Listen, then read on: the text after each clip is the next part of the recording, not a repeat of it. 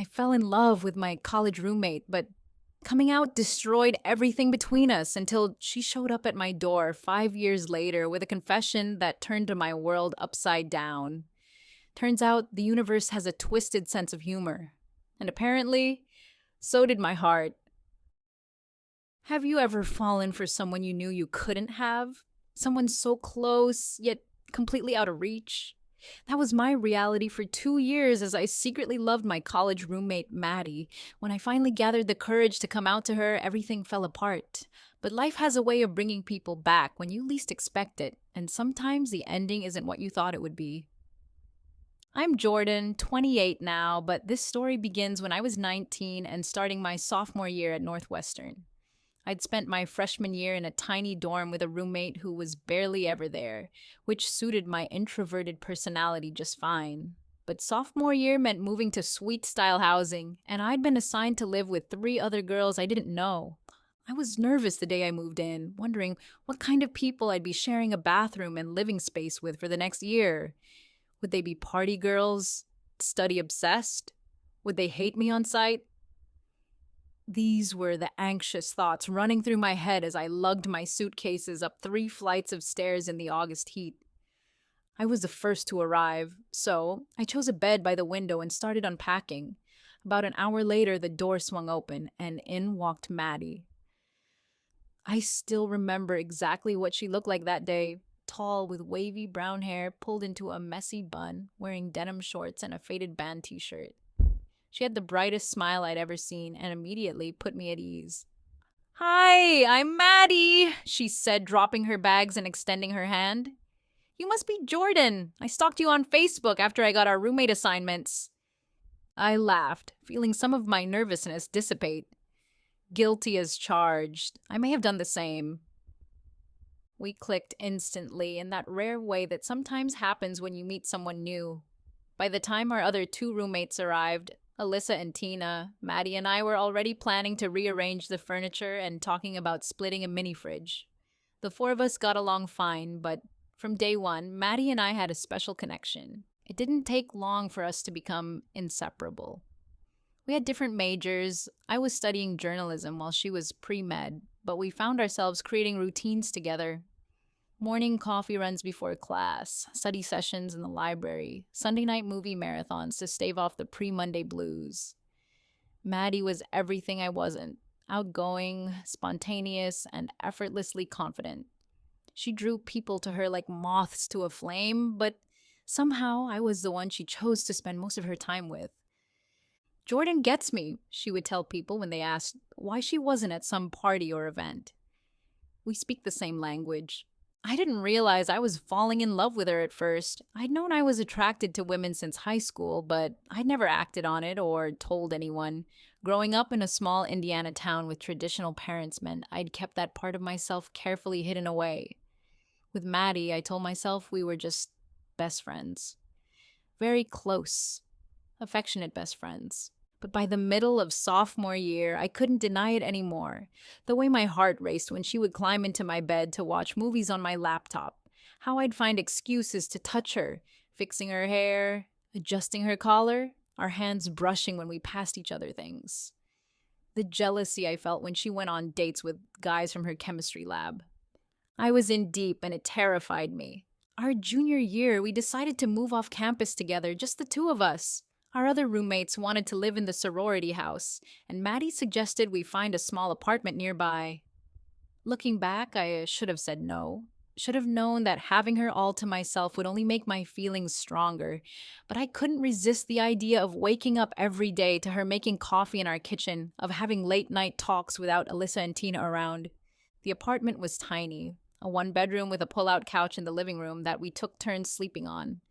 We decorated it with string lights, posters, and plants that neither of us knew how to care for properly. It wasn't much, but it was ours.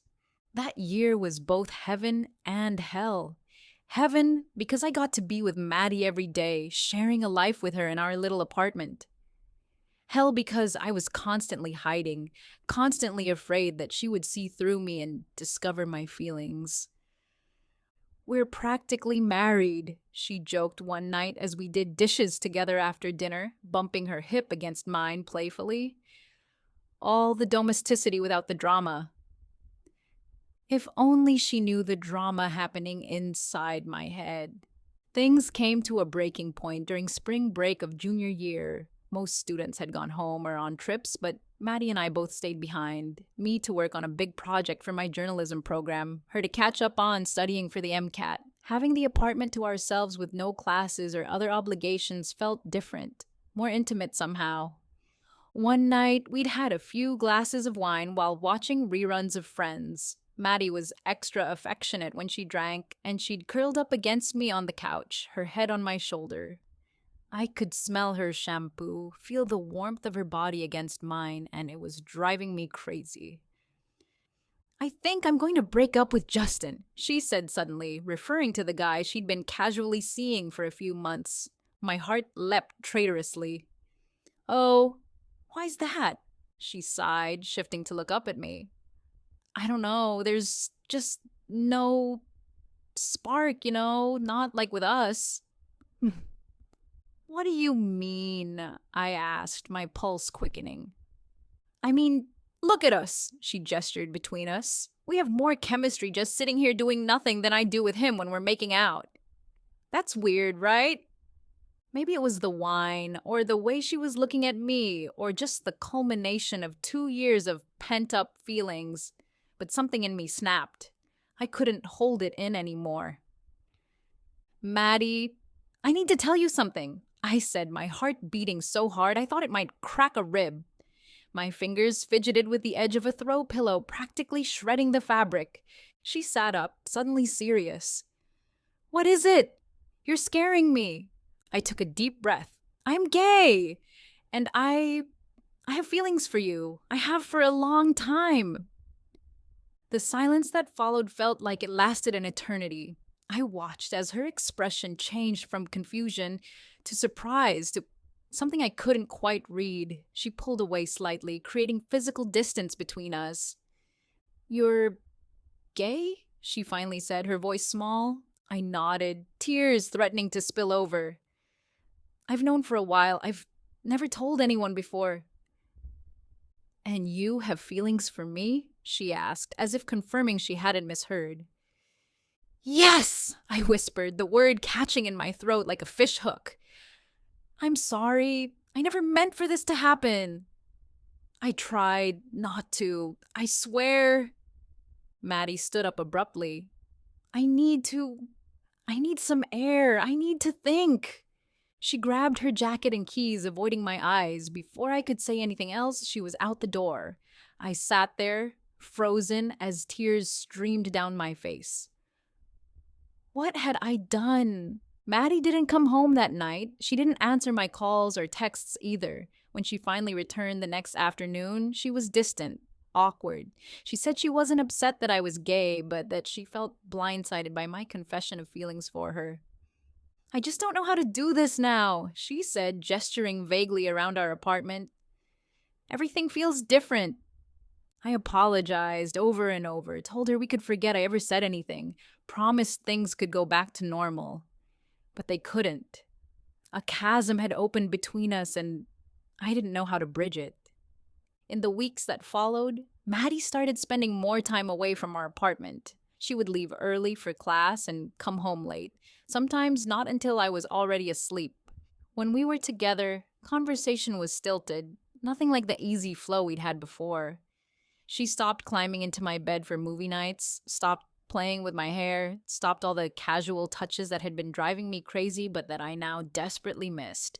The worst part was, I could see she was trying. She wasn't cruel or angry. She just didn't know how to be around me anymore.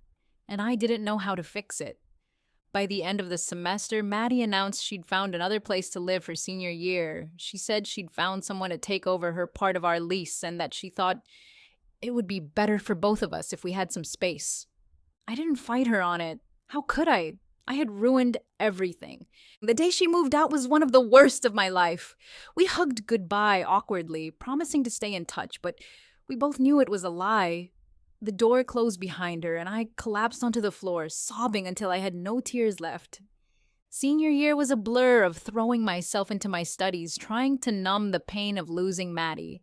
I came out to a few close friends and joined the campus LGBTQ plus group, slowly becoming more comfortable with that part of my identity. But there was always an ache in my chest when I thought of Maddie, when I caught glimpses of her across campus or heard through mutual friends how she was doing. We graduated without ever really repairing our friendship. We exchanged polite congratulations at commencement, took a photo together that my mom insisted on, and then went our separate ways. I moved to Chicago for a job at a digital media company, and Maddie headed to Boston for medical school. 5 years passed. I built a life for myself in Chicago, dated a few women, made new friends, advanced in my career. I was fully out now, comfortable in my skin in a way I hadn't been in college. Sometimes I would think about Maddie, wonders how she was doing, if she ever thought of me. I'd looked her up on social media occasionally, enough to know she was still in Boston, still pursuing medicine, but we hadn't had any contact since graduation, until one rainy Tuesday evening in October. I was working from home, laptop on my coffee table, takeout containers scattered around me when my buzzer rang. Thinking it was the food delivery I'd ordered, I buzzed the person up without asking who it was. A few minutes later, there was a knock at my door. I opened it, ready to thank the delivery person, and froze. Maddie was standing in my hallway, soaking wet from the rain. 5 years had transformed her in subtle ways. Shorter hair, a tiny nose ring I'd never seen before, a confidence in her posture that wasn't there in college, but her eyes still crinkled at the corners when she smiled nervously at me. "Hi, Jordan," she said softly. "Surprise? Please don't slam the door in my face, though. I totally deserve it." I stared at her, convinced I was hallucinating. "Maddie, what are you... How did you... Can I come in?" she asked, and I noticed she was shivering slightly. I stepped aside wordlessly, watching as she entered my apartment. She looked around, taking in the space. My books stacked haphazardly on shelves, plants thriving in every corner. I'd learned how to keep them alive. Photos of friends and family on the walls. "Your place is exactly how I imagined it would be," she'd said, smiling slightly. I finally found my voice. "What are you doing here, Maddie? How did you even know where I live?" She tucked a strand of wet hair behind her ear. "I asked Alyssa. We've stayed in touch. I'm in Chicago for a medical conference, and I needed to see you." After 5 years of silence, I couldn't keep the hurt from my voice. Maddie winced. "I deserve that. I deserve a lot worse, actually." I crossed my arms, trying to protect myself from the emotions swirling through me. "Why are you here?" She took a deep breath. "To apologize, to explain, to see if there's any chance you might forgive me." "For what?" I asked, though I knew exactly what she meant. "For how I handled everything when you came out to me. For how I just ran away. For being a terrible friend when you needed me most." I felt tears prickling at the corners of my eyes. "You broke my heart, Maddie. Not just romantically. You were my best friend, and you just disappeared." "I know," she whispered, her own eyes filling with tears. "I've regretted it every day since." I gestured for her to sit down on the couch, and I took the armchair across from her. "So, talk. Explain."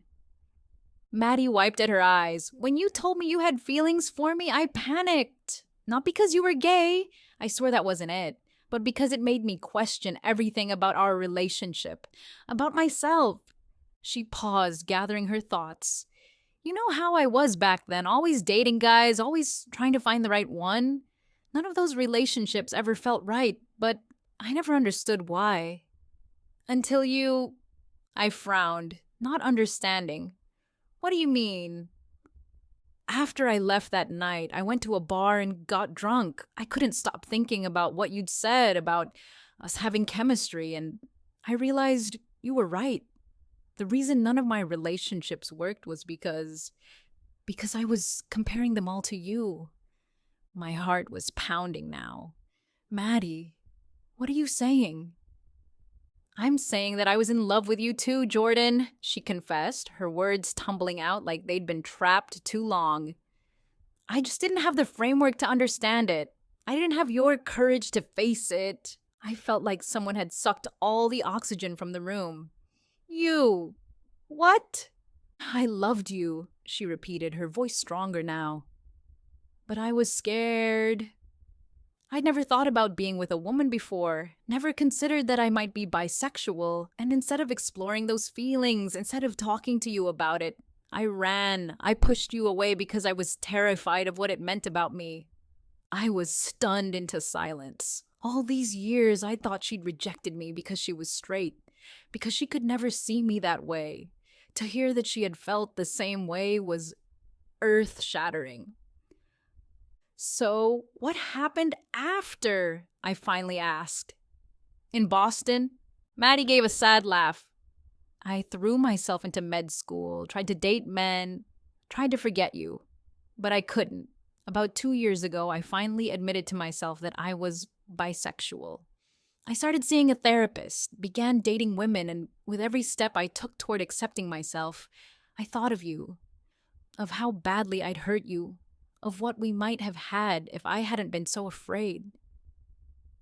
She reached across the space between us, holding out her hand. I don't expect you to forgive me, or to feel the same way you did back then. I know it's been years, and you've probably moved on, but I needed you to know the truth. I needed to apologize for the pain I caused you. I looked at her outstretched hand, my mind reeling. Part of me wanted to take it, to pull her into my arms and make up for all the lost time. Another part, the part that remembered the agony of her rejection, held back. I don't know what to say, I admitted. This is a lot to process. She nodded, withdrawing her hand. I understand. I didn't come here expecting anything. I've been carrying this for so long, and I needed you to know. We talked for hours that night about our lives over the past 5 years, about our journeys to self-acceptance, about all the things we'd missed in each other's lives. It was painful and healing all at once, like lancing a wound that had been festering for years. By the time she left, it was well past midnight. We hugged goodbye at my door, a real hug this time, not the awkward one from graduation.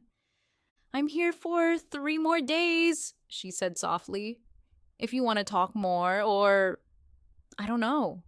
Just if you want to see me again. I nodded, not trusting myself to speak. After she left, I sat on my couch until the sun came up, replaying our conversation, trying to make sense of my feelings. I was angry that she'd waited so long, sad for all the time we'd lost, confused about what I wanted now, but underneath it all was a spark of something I hadn't felt in years: hope. The next day, I texted her and asked if she wanted to meet for coffee. We spent the afternoon walking around the city, talking more, the conversation flowing easier now that the initial shock had worn off. By her last day in Chicago, we'd agreed to try to rebuild our friendship, to see where things might go. Long distance was hard, but we made it work. Weekend visits, nightly FaceTime calls, planning our lives around the times we could be together. 6 months after she showed up at my door, I flew to Boston for her birthday, and we finally crossed the line from friends to something more. Our first kiss was everything I'd imagined back in college, but better because we were both ready for it, both choosing it with open eyes and open hearts. A year later, I moved to Boston. 2 years after that, Maddie finished her residency, and we moved back to Chicago together. Last month, on the anniversary of the day she reappeared in my life, she proposed. Looking back, I wonder sometimes what would have happened if I hadn't come out to her that night in college. If we would have just continued as friends, never acknowledging the undercurrent between us. Or maybe it would have exploded in some other way, at some other time. The path we took was messier than it needed to be, full of pain and lost time. But it led us here, to a love that's stronger for having been tested, for having survived our worst mistakes and fears. If there's anything I've learned from all this, it's that timing matters. Maddie wasn't ready when I was. I wasn't ready to forgive when she finally was. But somehow we found our way back to each other when we were both ready to be honest, with ourselves and with each other. Coming out is never easy. Loving someone who might not love you back is terrifying. Trust me, I have the emotional scar tissue to prove it. But sometimes the universe has better plans than the ones we make ourselves, even if those plans include 5 years of angst, a dramatic rain-soaked reunion, and enough emotional baggage to exceed every airline's weight limit. Last week, I found my old college journal with all the terrible poems I wrote about Maddie. She insisted on reading them, despite my protests that they were an embarrassment to the English language. She got to one where I compared her eyes to pools of amber honey that drowned my soul and laughed so hard she snorted wine through her nose. Then she kissed me and said, "Your poetry is awful, but I'm keeping this forever." We're planning our wedding for next spring. She wants peonies. I want lilies. She wants a DJ. I want a band. We compromise by taking turns winning arguments and keeping score on a ridiculous whiteboard in our kitchen. Her mother still sends us articles about how to have a successful marriage, which is hilarious considering she's been divorced 3 times. But every night, I fall asleep next to my former roommate, my best friend, my fiancé, the woman who broke my heart and then showed up soaking wet at my door to put it back together. And I think maybe the universe knew what it was doing all along, even if its timing was absolute garbage. Thank you for watching. If you like this chaotic lesbian love story, please hit subscribe and the notification bell. And remember, sometimes the person you think is straight just needs 5 years and a medical degree to figure out she's actually in love with you. Life's weird like that.